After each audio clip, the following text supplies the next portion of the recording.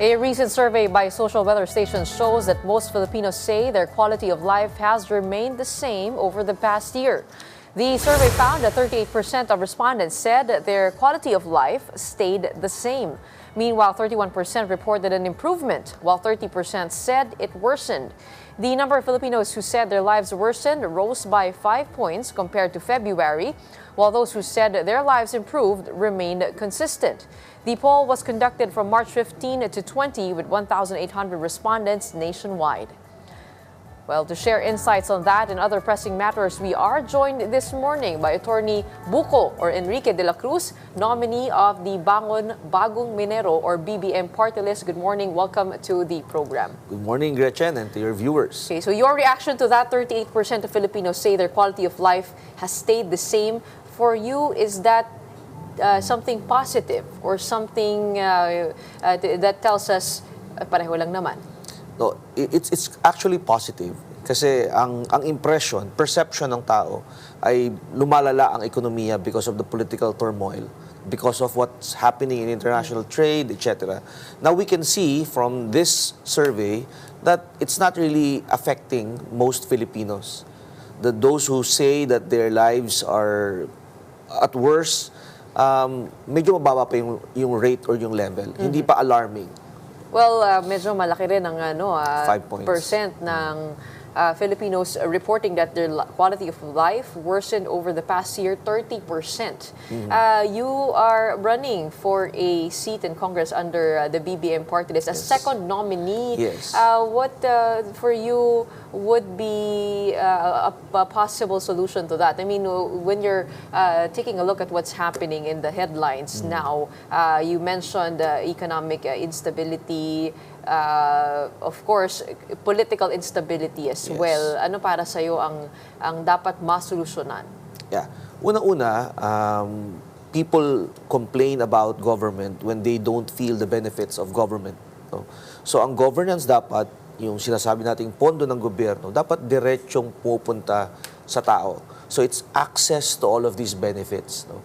Like when you go to other countries, people feel that their government is present because if you don't have jobs, there's unemployment benefit. If you get sick, there's free healthcare. So I think the measure of any government success is when the needs of its people are met timely and adequately. Pero dito sa Pilipinas, yun nga eh. So there are certain cogs. We're getting there, but it takes a lot of, it takes time. No? So first, we must strengthen the institutions. So sa healthcare, for example, so para maramdaman ng tao na may gobyerno, dapat pag nagkasakit siya, hindi na niya pinoproblema yung bayad sa ospital. Bakit nagagawa yun ng ibang bansa? So ang first step na dapat gawin dyan is strengthen natin yung institution na nagpo-provide ng assistance. PhilHealth, for example. So when you hear in the news that money meant for PhilHealth are allocated or reallocated somewhere else, that's alarming, di ba? That's not strengthening the institution. Hindi mo pinapalakas yung institusyon na dapat nagpo-provide ng ganitong assistance. So you don't agree with the move of the recommendation of the Department of Finance to transmit the excess funds of the PhilHealth back to the National Treasury? Hindi naman sa hindi nag-agree. Nakikita ko lang na hindi siya aligned sa purpose kung bakit siya inallocate in the first place. You have to understand that this was already allocated. So hindi mo naman yan i-allocate kung hindi niya yan kailangan, hindi ba? So pag ni-reallocate mo siya at meron pang mga unpaid liabilities ang PhilHealth, claims which haven't been paid, it's a misuse of what was previously allocated. So tingin ko it's probably ill-advised. Pero yun din ang sinabi nilang naisingit, no, sa BICAM. Yung provision na yun na maaaring mag-transmit back to the National Treasury ng excess funds at magamit yung unappropriated or unprogrammed appropriations rather for those excess funds, which was also pushed by the administration, the current Congress. Tama. But that provision exists in all other budget provisions. In all other entities. Pag may savings, pwedeng i-reallocate. Hindi yun bago. Ang bago ay yung in-exercise mo yung discretion na yun. that discretion has always been there. Lahat naman talaga ng departamento, including constitutional bodies, pag meron silang natirang pera, pwede nilang gamitin sa ibang purpose. Pero ang tanong, kailan mo gagamitin yung discretion na yan? Kailan mo yan gagamitin yung magdesisyon ka ng ganyan? Dapat, kapag lahat ng needs ng entity na yon ay satisfied na, tsaka mo lang ililipat gamit. Pero dito, inamin naman nila na may mga utang pa, may mga unpaid claims pa. So do you think there was something questionable there in that transmission of the money? Baka ill-advised lang at that time. Okay, I asked that because you're running under BBM party list, which is it seems to be very closely or directly allied to the administration. Is the Bagong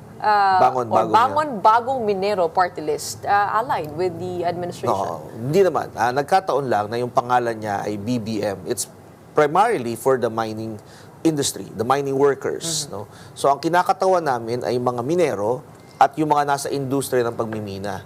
So yung salitang BBM ay sa initial na Bagong Minero. Pero wala namang Pero malapit din yun kasi Bagong Pilipinas, correct, Bagong correct. Minero. We are supportive of the President's agenda, especially for the mining industry. Pero walang formal na endorsement. Wala namang ganun talagang ginawa ang administrasyon sa mga party list. Okay, so help me understand why you are running for a Congress seat. You are a lawyer for some of prominent figures. We always see you on television. Why the Congress this time around? Yung nakikita namin problema sa industriya ng pagmimina, ang solusyon na nakikita namin, batas. Kailangan baguhin ang batas, kailangan magkaroon tayo ng amendment sa existing laws. Kaya naisip ng buong grupo na samahan ng mga nagmimina, mga minero, na panahon naman na magkaroon tayo ng boses sa Kongreso. That's why we're here. We're participating. Dali ng purpose ng party list. Mga sektor na marginalized, underrepresented, na walang boses sa Kongreso, dapat naman siguro meron. May mga anti-mining dun pero walang pro-mining. Hindi ba ang mining ay represented by big corporations? Yun ang misconception. Dahil ang pagmimina, isang buong industriya. Lahat tayo nakikinabang sa pagmimina. Pero ang bulk ng source ng mina ay yung mga minero. So yun yung marginalized and underrepresented sector na nais naming ikatawanin o i-represent din sa Kongreso. And what is your platform? You mentioned sharing the same agenda as the president when it comes to the mining industry. Ano yung intersection na yun of interests and also principles? Yes. Una-una, the administration of President BBM had a big pivot towards mining. In fact, yung Maharlika Fund, ang unang pinautang niya ngayon ay isang kumpanyang nagmimina. Ito ay tanda na ang administrasyong ito ay naniniwala na ang pagmimina o ang buong industriya ng pagmimina ay maaaring magamit towards achieving economic goals ng gobyerno. Pangalawa, nais namin bigyan pansin din. We need to focus on the mining workers. Paano ba ang kanilang 8 to 5 ba ang job nila? May overtime ba sila? Meron din ba sila mga SSS benefits? Ito yung mga usapin na dapat siguro nasa isang batas lang. Magna Carta for mining workers. Pangalawa, gusto rin ng presidente na palakasin ng local government. How is that related to mining? Yung mga shares na nakukuha. Alam mo, ang pagmimina, hati yan Hati ang gobyerno at yung mining companies. Yes. Player. Dapat yung local government, meron ding pondo nakukuha. Parang tobacco. Pagka nagtanim ka ng tobacco, yung cigarette companies, may binibigay na share sa local government. So, ibig sabihin doon sa pagmimina na ginagawa ngayon, in the legal sites, ay walang nakukuha ang gobyerno? No, malaki nakukuha ng gobyerno. Kasi nga, hindi kamukha ng ibang industriya like developing a subdivision, etc. Tax lang ang binabayad nila. Pero sa pagmimina kasi, may hati sa kita ang gobyerno.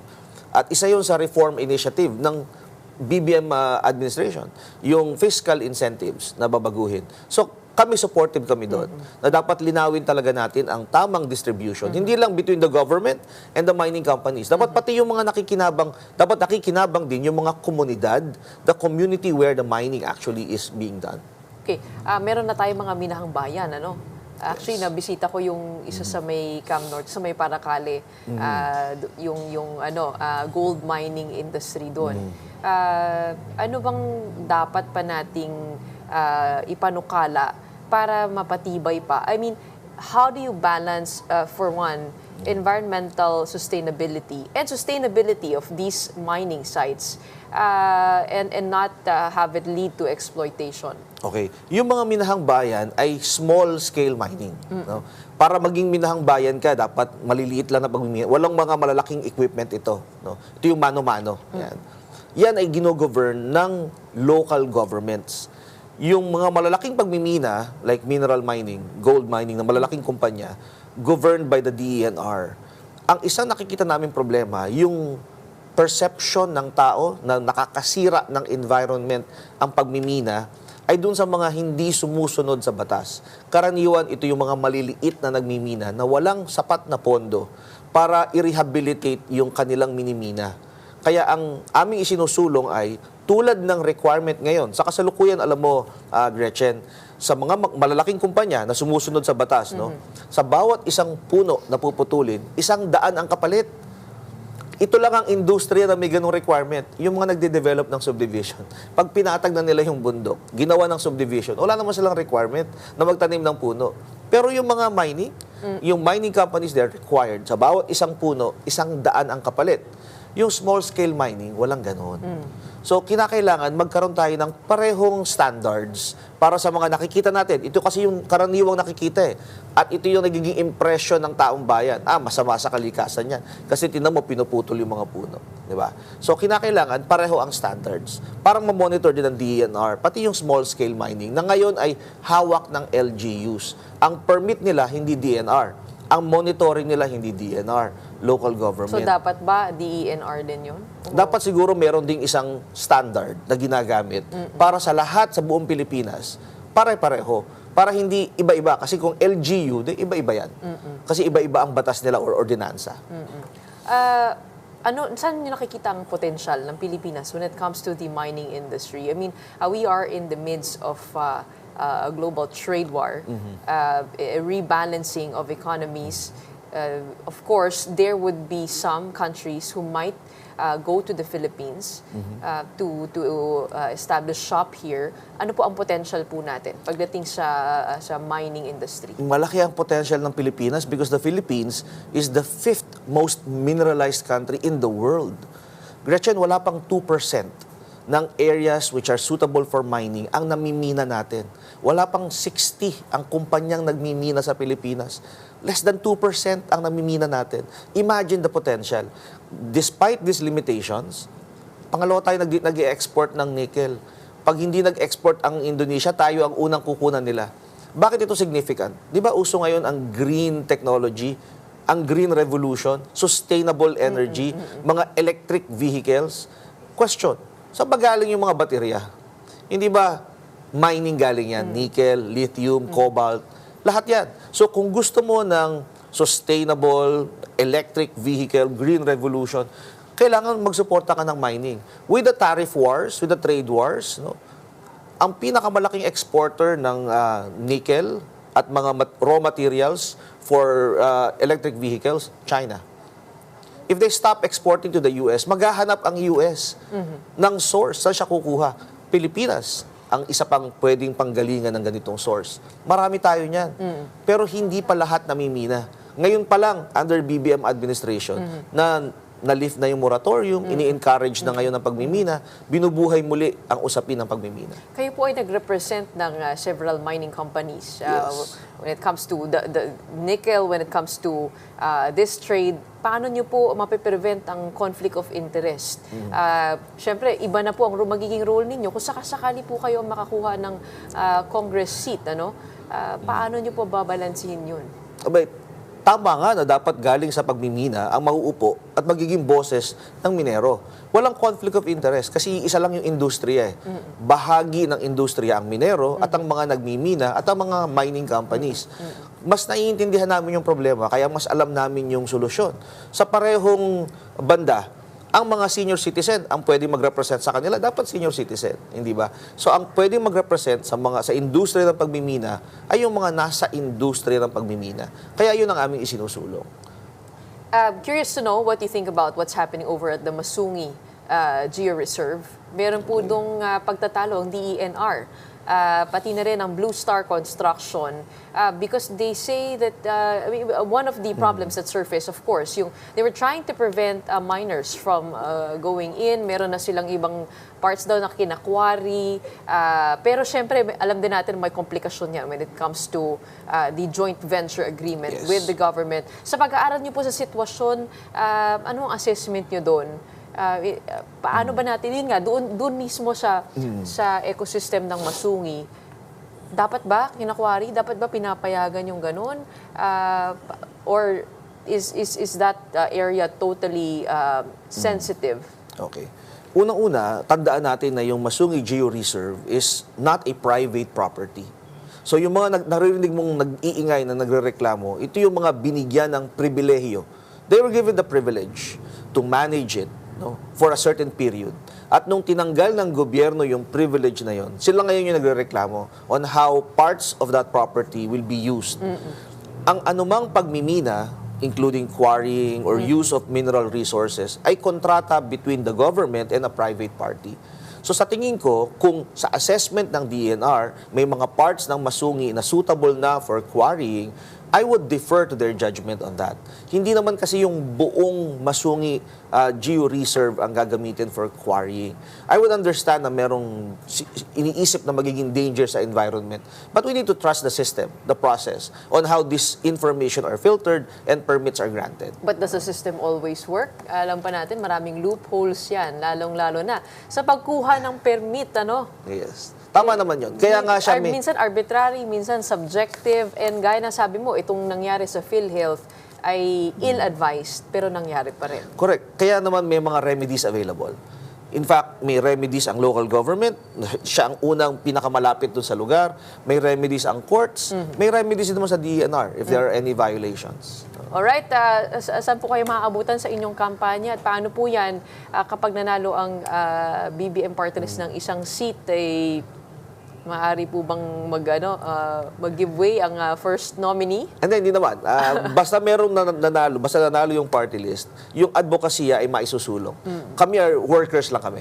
So basta manalo yung party list, ibig sabihin naniniwala ang taong bayan sa isinusulong namin mga plataforma. Alright, maraming salamat. Marami tayong tatanungin pero wala nang oras.